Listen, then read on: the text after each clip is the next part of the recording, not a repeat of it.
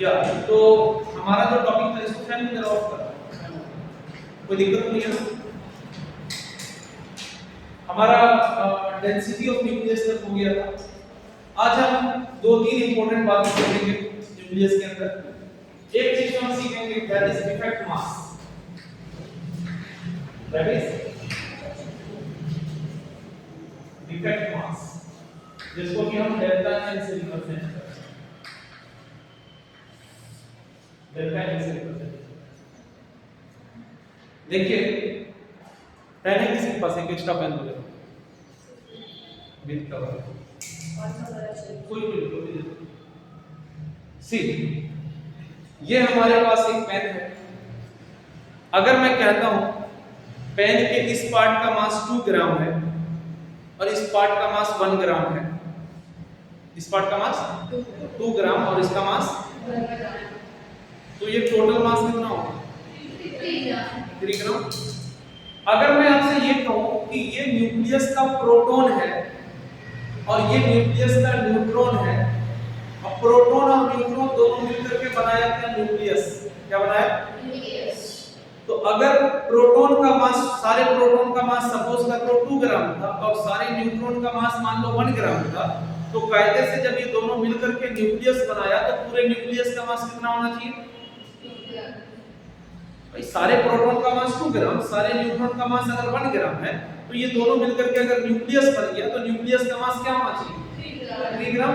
But actual में ऐसा नहीं है, एक्चुअल में ऐसा नहीं है, क्योंकि जब ये प्रोटॉन और न्यूट्रॉन आपस में मिलकर के न्यूक्लियस बनाते हैं तो इसके मास का कुछ पार्ट एनर्जी में कन्वर्ट हो जाता है, जिसकी वजह से ये न्यूक्लियस के अंदर बंधे रह पाते हैं। मास का कुछ पार्ट क्या होता है? एनर्जी में कन्वर्ट हो जाता है, बर्बाद, यानी बेसिकली मास एनर्जी में कन्वर्ट हो जाता है according to Einstein, E = mc²। तो मास का कुछ पार्ट बेसिकली एनर्जी के फॉर्म में बाहर निकलता है, ठीक है ना?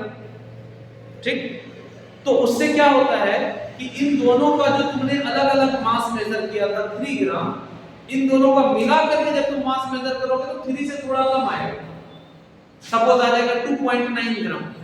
तो बेसिकली 0.1 ग्राम का क्या आ गया? डिफेक्ट आ गया कि भाई दोनों का अलग-अलग जब मेजर कर रहे थे तो सर आ रहा था 3 ग्राम, 2 gram plus 1 gram that is 3 ग्राम, और जब इन दोनों को मिला करके हमने न्यूक्लियस बना के अब हम एक साथ मेजर कर रहे हैं तो आ रहा है 2.9 ग्राम, जबकि आना चाहिए था कितना? 3 ग्राम। तो that means there is a difference of 0.1 gram. नहीं समझे? एंड वही डिफरेंस क्या कहलाता है? Defect mass. बात आ रही समझ? बात आ, कोई दिक्कत नहीं। अच्छा, अगर आप चाहते हो ये दोनों मिल गया, अब चाहते हो ये फिर से अलग हो जाए, फिर से अलग हो जाए, तो जितना मास एनर्जी में गया था उतनी एनर्जी इसको दे दो कि फिर से वो मास बन जाए, फिर से ये क्या हो जाएगा? सेपरेट हो जाएगा। मतलब कोई दिक्कत नहीं है। तो यहां से हम रिलेटेड बाइंडिंग एनर्जी वगैरह को एक्सप्लेन करेंगे। आइए पहले डिफेक्ट मास को, ठीक है ना? तो डिफेक्ट मास को क्या लिखेंगे हम? Difference of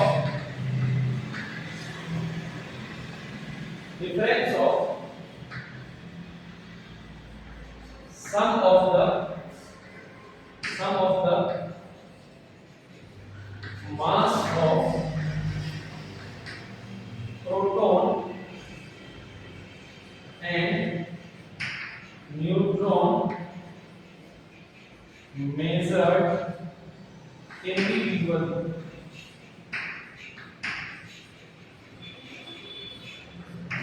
to the mass of nucleus is called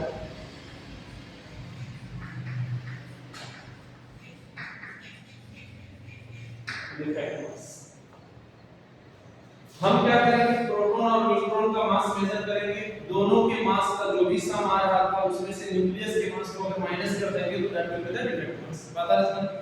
जैसे हमने प्रोटॉन और न्यूट्रॉन का मास मेजर किया 3 ग्राम, न्यूक्लियस का मास मेजर किया यानी जब मिला के मास मेजर किया 2.9 ग्राम, तो 3 - 2.9 के तो that is basically defect mass. नहीं है पास पता? यानी कि अगर हम डिफेक्ट मास डेल्टा एन को लिखना चाहते हैं तो हम क्या लिख सकते हैं? Mass of proton plus mass of neutron minus mass of nucleus, minus mass of nucleus. कोई दिक्कत नहीं। अगर मैं कहता हूं प्रोटॉन का मास mp है, कितना है? अगर हम कहते हैं if mp is equal to क्या है, मास ऑफ 1 प्रोटॉन, तो किसी न्यूक्लियस के अंदर कितने प्रोटॉन होते हैं? z proton. किसी न्यूक्लियस के अंदर कितने प्रोटॉन होते हैं? z proton. तो टोटल मास ऑफ प्रोटॉन कितना हो जाएगा? टोटल मास ऑफ प्रोटॉन कितना हो जाएगा? z इनटू, कोई दिक्कत नहीं, कोई दिक्कत नहीं। एंड मास ऑफ न्यूट्रॉन जो है, मास ऑफ न्यूट्रॉन जो है,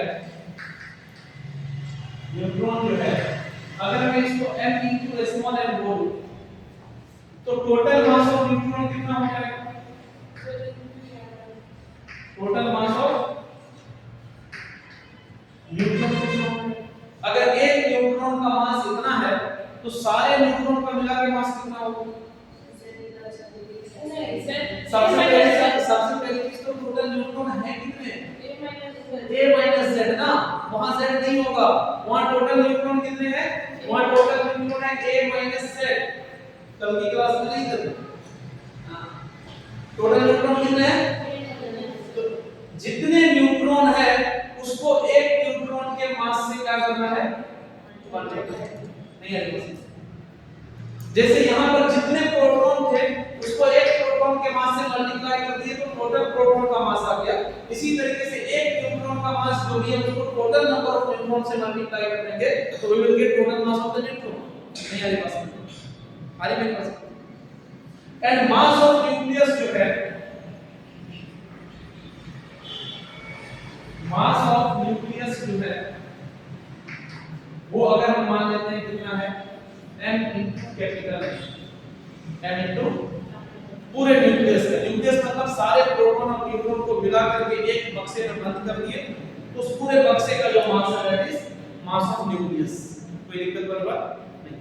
तो हमारा जो डिफेक्ट मास आ जाएगा delta n, that will be equal to सारे प्रोटॉन का मास प्लस सारे न्यूट्रॉन का मास, दोनों को अलग-अलग जो मेजर किए थे तो अलग-अलग जब मेजर किए थे तो सारे प्रोटॉन का मास आया था कितना? Zmp प्लस सारे न्यूट्रॉन का मास कितना आया था? a minus z into mn। इस पूरे में से क्या करना है? जब उन दोनों को तुमने मिला करके एक बना दिया और एक बना करके जब एक सिंगल न्यूक्लियस बना तो सिंगल न्यूक्लियस का जो भी मास आया था उसको क्या करना है हमें? माइनस करना। That is basically different mass. नहीं आने की बात। जैसे हमने उस कवर को और पेन को अलग-अलग मेजर किया तो इसका मास जो भी आया दोनों को ऐड किए और दोनों को मिला करके जब मेजर किए तो जो भी मास आया तो उसको माइनस करो। नहीं पल्ले पड़ा? पल्ले पड़ा? पड़ा? देखो बट ये केजी या ग्राम में नहीं होगा। ये जब भी हम मेजर करेंगे एटॉमिक मास वगैरह जब भी मेजर करते हैं तो यू में मेजर करते हैं। बहुत छोटा मास होता है ये। क्या चीज में मेजर करते हैं? यू में। यूनिफाइड मास का लिखाया था मैंने, है ना? इसका यूनिट क्या होता है? यू होता है।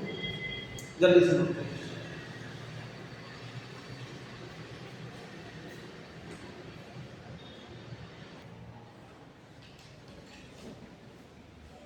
हेडिंग करिए नेक्स्ट, बाइंडिंग एनर्जी।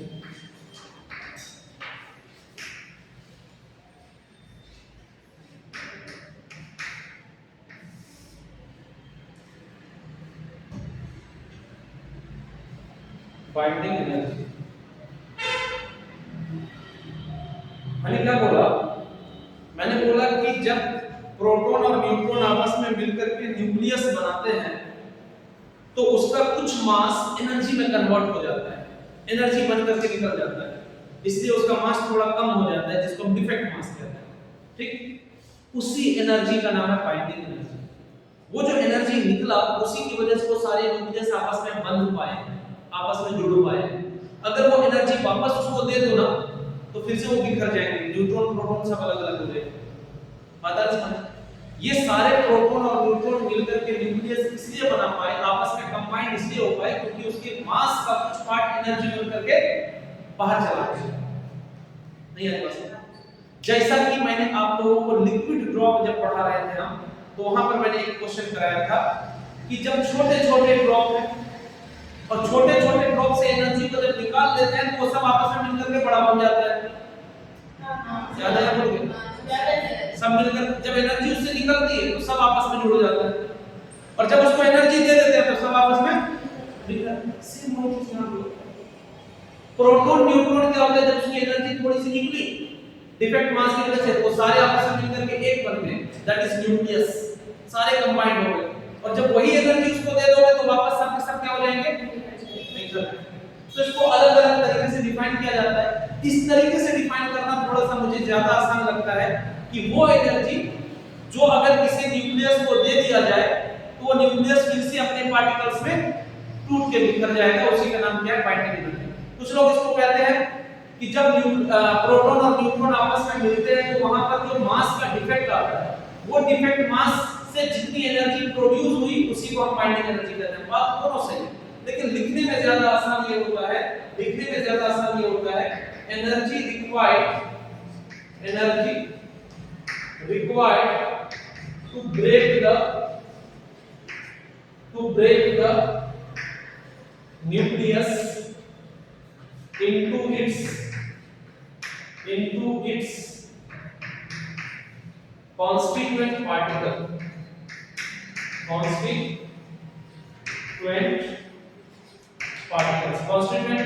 मतलब प्रोटॉन एंड न्यूट्रॉन, यानी न्यूक्लियस को फिर से प्रोटॉन और न्यूट्रॉन में तोड़ने के लिए, अलग अलग करने के लिए जो एनर्जी की रिक्वायरमेंट होती है,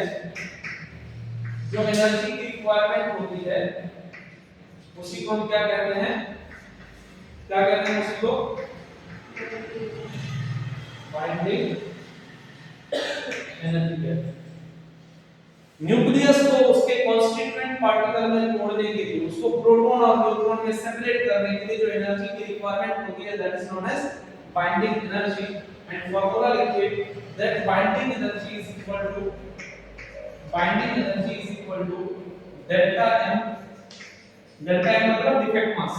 मतलब defect mass into c square। c is what the speed of light, that is 3 into 10 to the power 8 meter per second, 3 into 10 to the power 8 meter per second।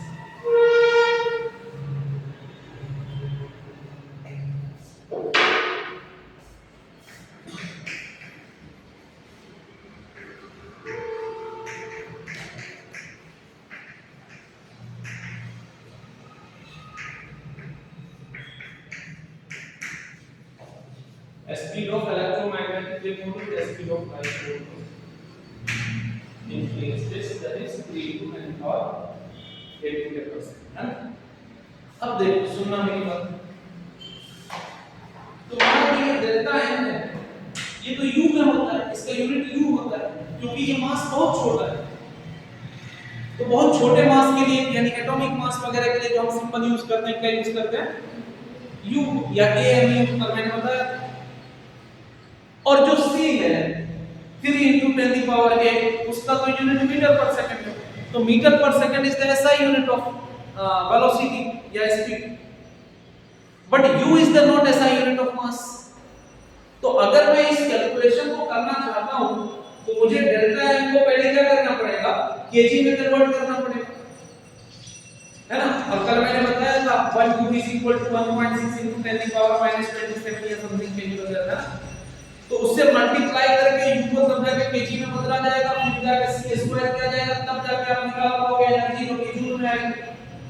Energy किस में आएगी, joule में। ये तो बहुत लंबा प्रोसेस हो जाएगा कि पहले डेल्टा m जो भी आया, पहले डेल्टा m निकालेंगे, फिर उसको kg में कन्वर्ट करेंगे, फिर उसको c स्क्वायर मतलब 3 into 10 to the power 8 के स्क्वायर से मल्टीप्लाई, बहुत लंबा प्रोसेस हो जाएगा, नहीं हो जाएगा।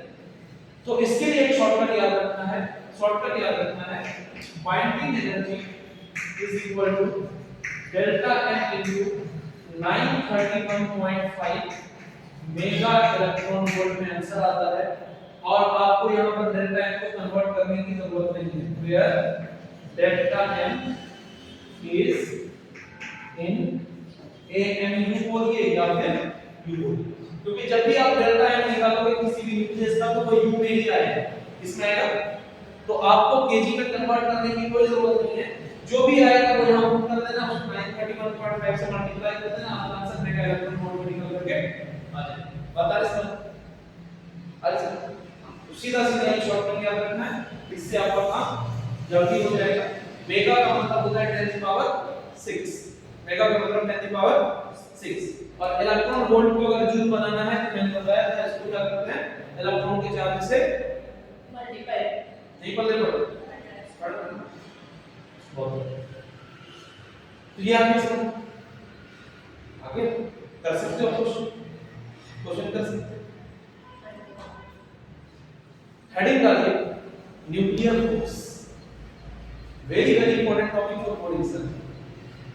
न्यूक्लियर फोर्स वेरी वेरी जल्दी आएगा ही है, रिपोर्ट में आ सकता है तुम्हारे, और भी जो एग्जाम्स होते हैं यूनिट टेस्ट वगैरह हर जगह पूछा जाता है, ठीक है ना। न्यूक्लियर फोर्स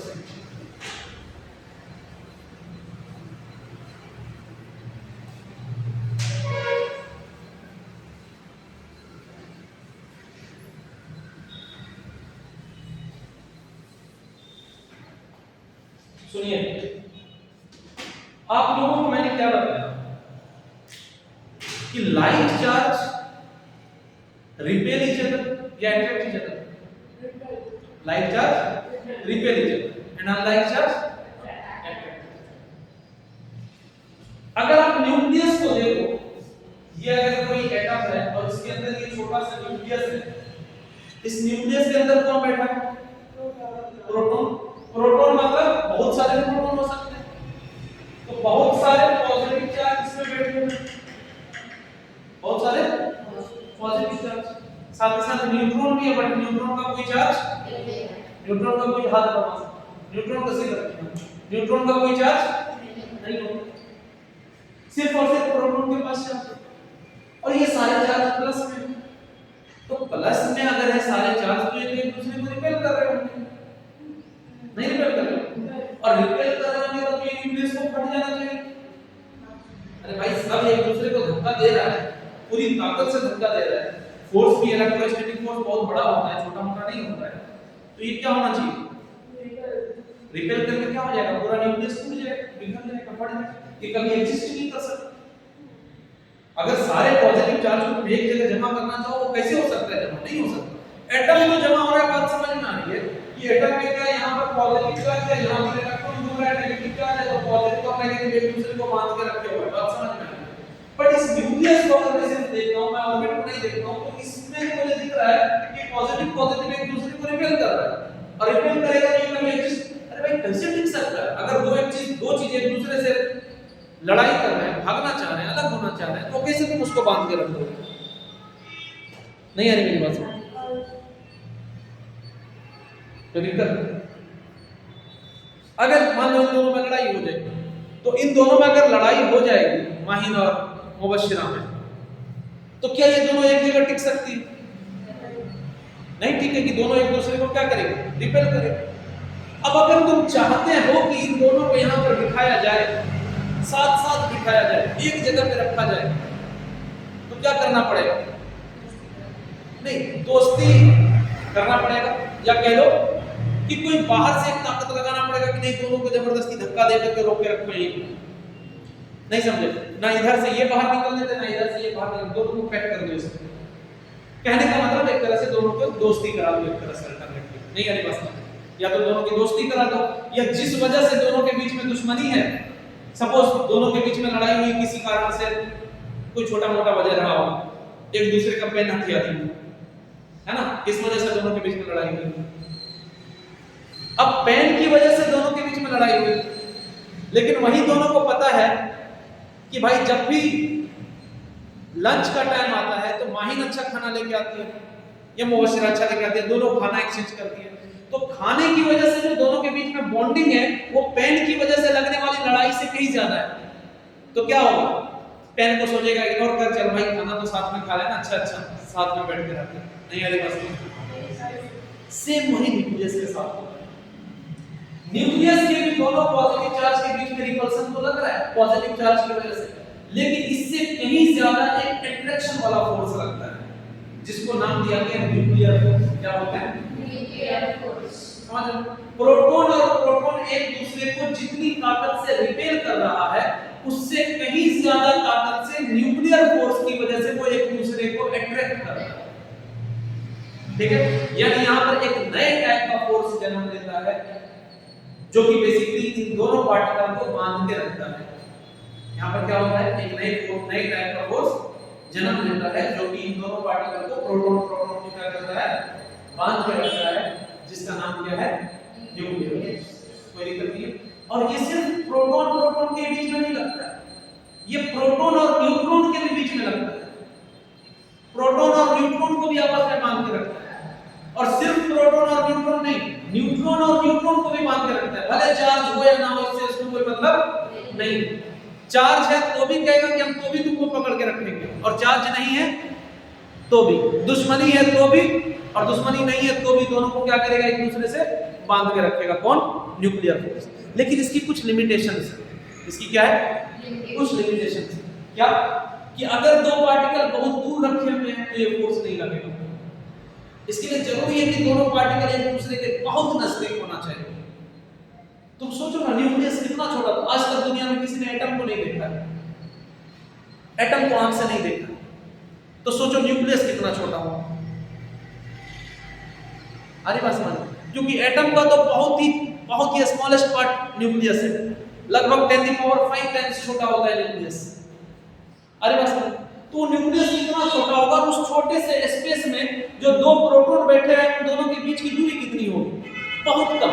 और जब उस दूरी के बराबर अगर दो पार्टिकल पहुंचता है तब जाकर के ये फोर्स हमारा लग पाता है, जिसको न्यूक्लियर फोर्स कहते हैं। ठीक है, तो लिखिए इसके बारे में। देखिए, फोर्स ऑफ अट्रैक्शन, हालांकि ये रिपल्सन वाला भी फोर्स होता है, कब रिपल्सन होता है उसको हम आगे समझाएंगे। देखिए, फोर्स ऑफ अट्रैक्शन और रिपल्शन, फोर्स ऑफ अट्रैक्शन और repulsion between two nucleons, between two nucleons का मतलब है प्रोटॉन और न्यूट्रॉन। ठीक है ना, न्यूक्लियॉन्स का मतलब क्या है? प्रोटॉन और न्यूट्रॉन। फोर्स ऑफ अट्रैक्शन और repulsion between two nucleons, between two nucleons, इसका क्या रहेगा हमारा? इस कॉल्ड न्यूक्लियर फोर्स। ठीक है, nuclear force. Due to the nuclear force, नीचे लिख देना point, due to the nuclear force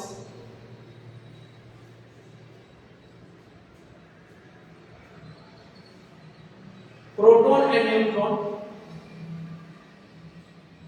proton and neutron binded together inside the nucleus. Nuclear force की वजह से ही प्रोटॉन और न्यूट्रॉन क्या होते हैं? न्यूक्लियस के अंदर आपस में बंधे हुए हो। कोई दिक्कत वाली बात है? पॉइंट क्या? Properties of nuclear force. Nuclear force की प्रॉपर्टीज क्या क्या प्रॉपर्टीज है? सबसे पहली बात, ये एक शॉर्ट रेंज फोर्स है। कैसा फोर्स है? शॉर्ट रेंज फोर्स है। मतलब ये तभी लगेगा जब दो पार्टिकल बहुत ही नजदीक होंगे, जब दो पार्टिकल बहुत ही नजदीक होंगे। और वो नजदीक कितना होना चाहिए? सेपरेशन जो होना चाहिए, सेपरेशन अप्रोक्स 1.2 फर्मी मीटर के आसपास होता है, जो ये फोर्स हमें देखने को मिलता है। दो पार्टिकल के बीच का गैप लगभग 1.2 फर्मी या इससे कम है, तभी ये फोर्स देखने को मिलेगा। इससे ज्यादा पर ये फोर्स देखने को नहीं मिलेगा। ठीक है ना, न्यूक्लियर फोर्स हमें तभी देखने को मिलेगा जब दो पार्टिकल के बीच की दूरी लगभग कितनी हो? 1.2 या इससे कम, या इससे कम। शॉर्ट रेंज का मतलब इससे कम है तो चलेगा, इससे ज्यादा है तो फिर ये फोर्स अपना असर दिखाना बंद कर देगा। नहीं आ रही। तो क्या है हमारा एक शॉर्ट रेंज फोर्स, क्लियर है? Second, this is the strongest force, the strongest force of the universe. ये यूनिवर्स में सबसे स्ट्रॉन्गेस्ट फोर्स है, इससे ज्यादा स्ट्रॉन्ग कोई और फोर्स नहीं है। इसी वजह से जितनी ताकत से ये प्रोटॉन एक दूसरे को धक्का मार रहा था, उससे कहीं ज्यादा ताकत से न्यूक्लियर फोर्स एक दूसरे को बांध के रख रहा था, इसी वजह से वो टिका हुआ है। नहीं आ रही बात? ठीक है। तो this is the strongest force of the universe and third point, ये फोर्स न्यूट्रॉन के बीच में भी लगता है, न्यूट्रॉन और न्यूट्रॉन को भी आपस में बांधे हुए है, प्रोटॉन और न्यूट्रॉन के बीच में भी लगता है, प्रोटॉन और प्रोटॉन के बीच में भी लगता है। इसका मतलब इसको चार्ज से कोई लेना देना नहीं है। तो लिखो it is charge independent, it is charge independent, charge से इसको कोई लेना देना नहीं। ऐसे तुम सिंपली लिख सकते हो कि force between proton and proton बराबर होता है force between proton and neutron बराबर होता है force between neutron and neutron. क्योंकि का मतलब प्रोटॉन और प्रोटॉन के बीच में लगने वाला फोर्स। अच्छा, इसीलिए सब परेशान देख रहे थे। हां, कौन कर रहा है वाला? ठीक है ना? प्रोटॉन और प्रोटॉन के बीच में लगने वाला फोर्स, न्यूट्रॉन और न्यूट्रॉन के बीच में लगने वाला force, and proton and neutron के बीच में लगने वाला, ये सब आपस में क्या होता है? इक्वल। यानी चार्ज से इसको कोई लेना देना। अरे वाह, फोर्थ पॉइंट,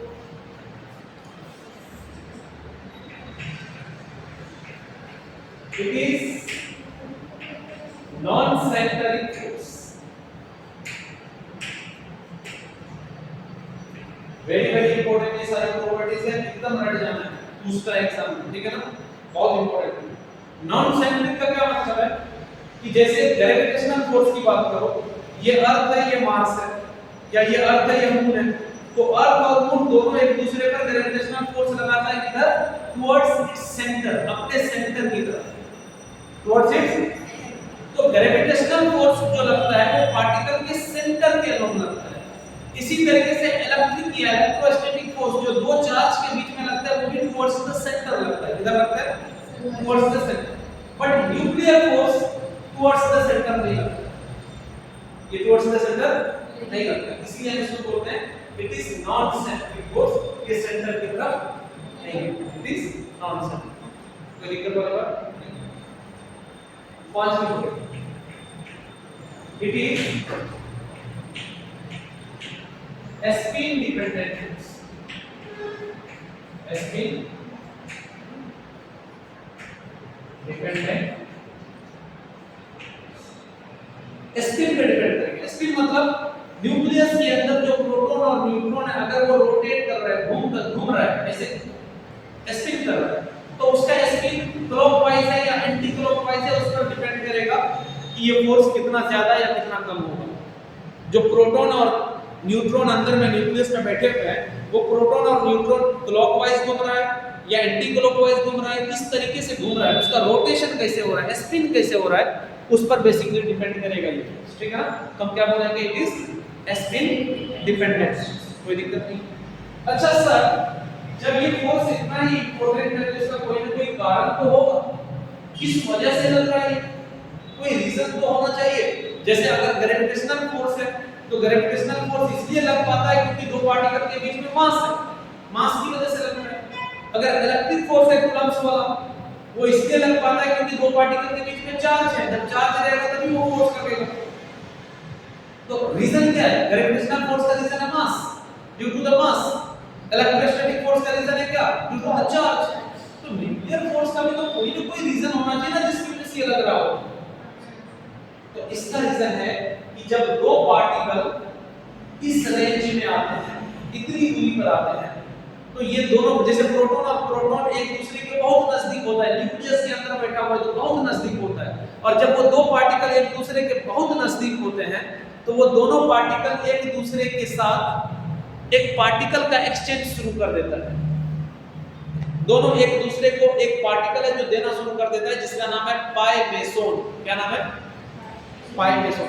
प्रोटॉन और न्यूट्रॉन के पास एक पार्टिकल होता है। अगर प्रोटॉन और न्यूट्रॉन के अंदर और जाओगे तो उसके अंदर एक पार्टिकल होता है जिसका नाम है पाई मेसोन। क्या है? और ये तभी एक दूसरे को दे पाता है जब इन दोनों के बीच की दूरी कितनी हो, 1.2 फर्मी या इससे कम हो। तो ये दोनों एक दूसरे के साथ एक्सचेंज करने लगता है। कौन पार्टिकल? पाई मेसोन पार्टिकल। ठीक है ना? और उसकी वजह से ये फोर्स लग पाता है। जैसे एग्जांपल के तौर पे हमारी ये दो स्टूडेंट हैं और ये दोनों स्टूडेंट अपने अपने घर पे हैं। कहाँ हैं? तो अगर ये एक दूसरे को अपना पेन एक्सचेंज करना चाहे या कॉपी एक्सचेंज करना चाहे या अपना खाना देना चाहे एक दूसरे को, नहीं दे सकते। क्यों? क्योंकि ये अपने घर पे, ये अपने घर पे, कैसे देंगे? लेकिन जब ये दोनों यहाँ पर आकर के इकट्ठे बैठ गई, एक दूसरे के बहुत नजदीक आ गई, तो अब क्या हो सकता है? दोनों एक दूसरे को अपना पेन भी एक्सचेंज कर सकती है, कॉपी भी एक्सचेंज कर सकती है ना, और भी डिफरेंट थिंग एक्सचेंज कर सकती है जो भी इसके पास है। तो सेम वही प्रोटॉन और न्यूट्रॉन या प्रोटॉन प्रोटॉन के साथ होता है कि जब ये दो पार्टिकल एक दूसरे के बहुत नजदीक आते हैं तो ये दोनों एक पार्टिकल का एक्सचेंज शुरू कर देते हैं जिसका नाम है पाई मेसोन। पता नहीं क्या बोल रहा हूं? मुझे लग रहा है कि सब ऊपर से जा रहा है, राइट? क्या मैं बोल रहा हूं? बताओ दिल को जल्दी सुनो। क्या मैं बोल रहा हूं? क्या कहानी चल रही है? रमजान के सर रोजे रखे हैं, बहुत मस्त नींद आ रही है सर, आप सुनाते रहो, हम सो रहे हैं। बताओ क्या बताए? हाँ क्या बताए? क्यों लगेगा? कौन से पार्टिकल का एक्सचेंज होगा? Pi meson. Very good. तो हम क्या लिखेंगे? It is due to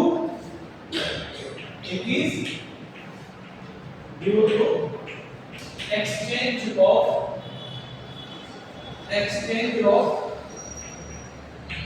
pi meson particle। pi meson नाम का एक पार्टिकल होता है, उसके एक्सचेंज की वजह से बनता है। मैं लिखने वाली बात, ये 6 प्रॉपर्टी बहुत ही इंपॉर्टेंट है जिसको आप एकदम अच्छे से रट जाइएगा, 3 मार्क्स में पूछा जाता है। 3 ही प्रॉपर्टी वैसे बोलता है लेकिन बट अच्छे अच्छे याद रखना, ठीक है ना?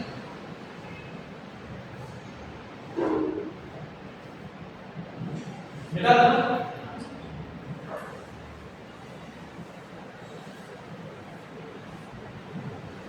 अब रही बात इसके ग्राफ। अगर हम दो पार्टिकल मतलब दो प्रोटॉन या दो न्यूट्रॉन के बीच का गैप बढ़ाएंगे, डिस्टेंस बढ़ाएंगे या डिस्टेंस को कम करेंगे, तो ये फोर्स कैसे चेंज होगा उसका एक ग्राफ, वो ग्राफ भी आपको याद रखना है, ठीक है ना? ग्राफ क्या है हमारा? अगर ये हमारा फोर्स है और ये अगर हम डिस्टेंस को रिप्रेजेंट कर रहे हैं, डिस्टेंस मतलब क्या चीज? दो प्रोटॉन के बीच का गैप या दो न्यूट्रॉन के बीच का गैप। तो अगर दो पार्टिकल के बीच का गैप 0.8 फर्मी है, कितना है? 8 फर्मी मीटर, तो यहां पर फोर्स उसका 0 हो जाता है। कितना हो जाता है? और अगर इससे कम है तो फोर्स बढ़ेगा, इससे जैसे जैसे कम होगा फोर्स वैसे वैसे क्या होता जाएगा? बढ़ता जाएगा। और अगर इससे ज्यादा करोगे तो भी फोर्स बढ़ता जाएगा। इस जगह पर टोटल फोर्स कितना हो जाता है? 0। इससे ज्यादा तो कहां तक ये फोर्स दिखाई देगा? 1.2 फर्मी। कहां तक? 1.2 फर्मी पर ये फोर्स पिक्चर से जाएगा, ठीक है? तो 0.8 पर भी ये टोटल फोर्स 0 हो जाता है। इससे अगर डिस्टेंस को ज्यादा करोगे, दो प्रोटॉन के बीच का गैप जब इससे ज्यादा होगा तो भी फोर्स बढ़ेगा, इससे कम होगा तो भी फोर्स बढ़ेगा। कोई दिक्कत? कोई दिक्कत नहीं। जब इससे ज्यादा होता है तो इधर जो फोर्स लगता है ये फोर्स हमारा एट्रैक्टिव होता है। क्या होता है? कैसा फोर्स होता है? Attractive force. जनरली दो प्रोटॉन के बीच का जो गैप होता है वो इस डिस्टेंस से ज्यादा होता है।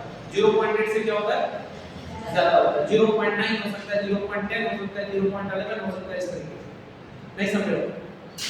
0.11 मतलब 1.1 हो सकता है, 1.2 हो सकता है, कोई दिक्कत? तो जनरली ये ज्यादा होता है, इससे ज्यादा। इसीलिए न्यूक्लियर फोर्स ज्यादातर कैसा होता है? एट्रैक्टिव फोर्स होता है। कैसा होता है?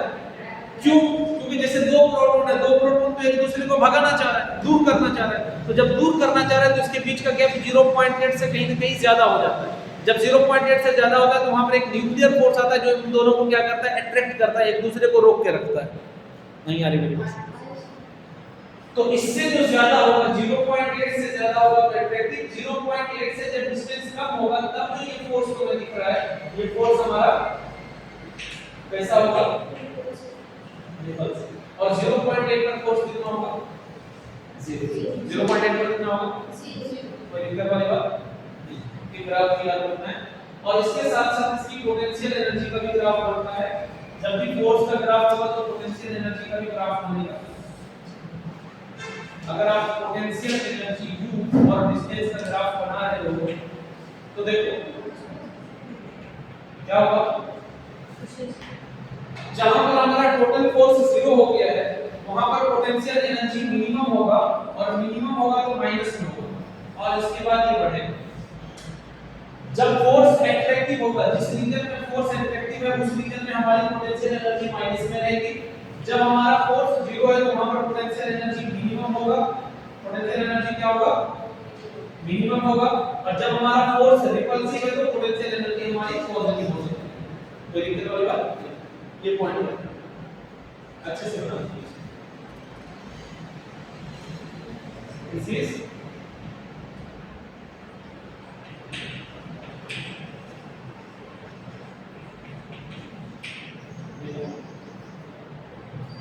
बता के सर नहीं पल्ले पड़ रहा, पल्ले पड़ रहा है। तो हमारा टॉपिक यहाँ तक कंप्लीट होता है। आपका जो एग्जाम होने वाला है उसमें यही तक आएगा टॉपिक, ठीक है? इससे बाहर से क्वेश्चन नहीं आएंगे। आप इतने को तैयार करिए, ये सारे क्वेश्चन देखिए जहाँ भी हो, आपके मॉड्यूल में है या मॉड्यूल कर रहे हो या जो भी बुक कर रहे हो ना, उससे क्वेश्चन प्रैक्टिस करिए। कोई भी डॉट होता है लेकर के आइए, ठीक है? कोशिश करिए। कब? ट्यूसडे को है ना पेपर? मंडे को ही, तो कोशिश करिए इसको बंद करो।